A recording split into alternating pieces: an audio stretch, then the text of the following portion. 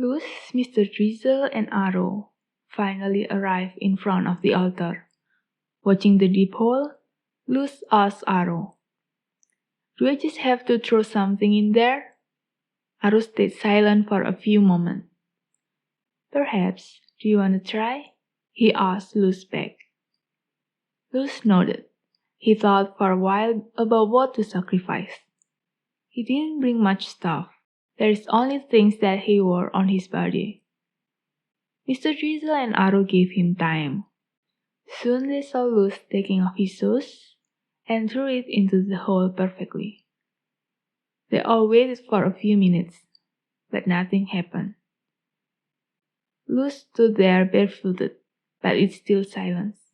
There is no response whatsoever. His eyes brimming with tears, but he made himself stood straighter. He's not sad that he lost his favorite shoes. He is sad because he didn't find the way to heaven after all of the things he did. He left his home, coming to places unknown to him before. He is tired and sleepy, and now he lost his only clue.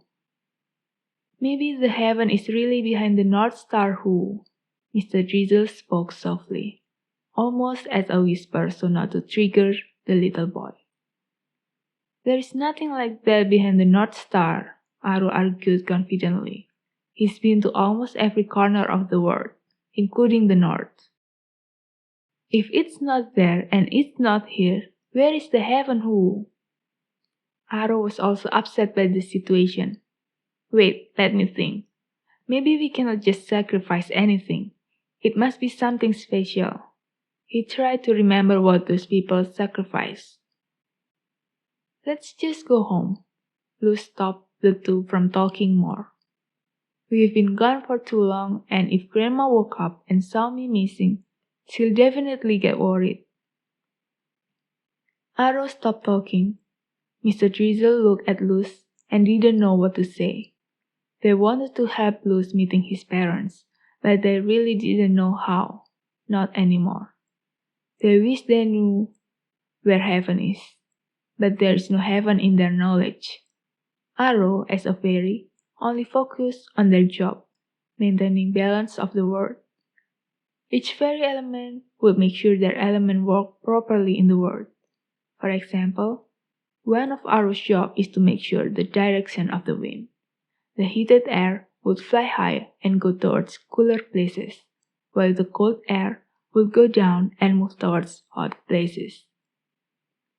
Mr. Drizzle, as a knight in the group, focused on protecting his kind. He is teaching the newborn knight to get as strong as him so that the family could survive season after season. He also did some errands from the Owl King. They only knew heaven in the mouth of humans, but they never paid attention before. Honestly, they didn't understand the concept of heaven. They heard humans say heaven is a beautiful place, but they also knew a lot of wonderful places that took their breath away. They heard humans say there's only happiness there, but they are also happy here. Why must humans look for another place to be happy? Couldn't they just be happy here? They also heard humans say there is only goodness in heaven. Yet, if they could all be good, wouldn't there be only good here as well? Why wait for something unknown to make sure everything's good? A lot of beings couldn't understand why humans and a few other beings held on to heaven so much. Why thinking about a place so far instead of paying more attention to where they are. But tonight, both Arrow and Mr. Drizzle thought they should at least know about heaven so they could help the little Luz. "I'm sorry I can't be much of help, Who." Luz hugged the white owl. "Thank you for bringing me here already, Mr. Drizzle. I'm all right. Really." Luz showed his dimple smile again. Soft wind circled Luz and Mr. Drizzle. "I heard that not everyone could go to heaven. Only good people go there. At least we know that your parents are good people, and as long as you are good, you'll meet them someday, Luz." The little boy nodded. He wiped the tears from his eyes. I know. My grandma told me that as well. Suddenly a woman's voice sounded from above. Why is there a kid in the middle of the desert? Are you lost, little one? Where is your parents? Luz and Mr. Drizzle looked towards the source and saw a man and a woman flew closer.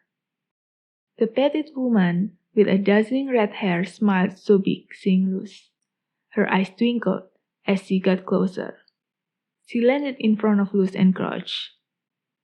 Her hand pinched Luz's cheek as fast as lightning, making the boy lost by the sudden gesture. Are you lost, little boy? She grinned so big for a petite woman. You're scaring the boy, dear. The man landed beside the woman. Oh, sorry, you're just too cute for words. I cannot help but want to pinch your cheek. It's not painful, is it? The woman took away her hand and laughed. Mr. Drizzle hurriedly jumped in front of Luz. He's upset he let his guard down and let the woman touch Luz. If she had any malice, Luz could get hurt. Who are you who? It opened its wing, ready to fight. Calm down, we mean no harm, we're just passing by. The woman took a few steps back. My name is Anne and this is my husband Ricky. We are a traveler magician.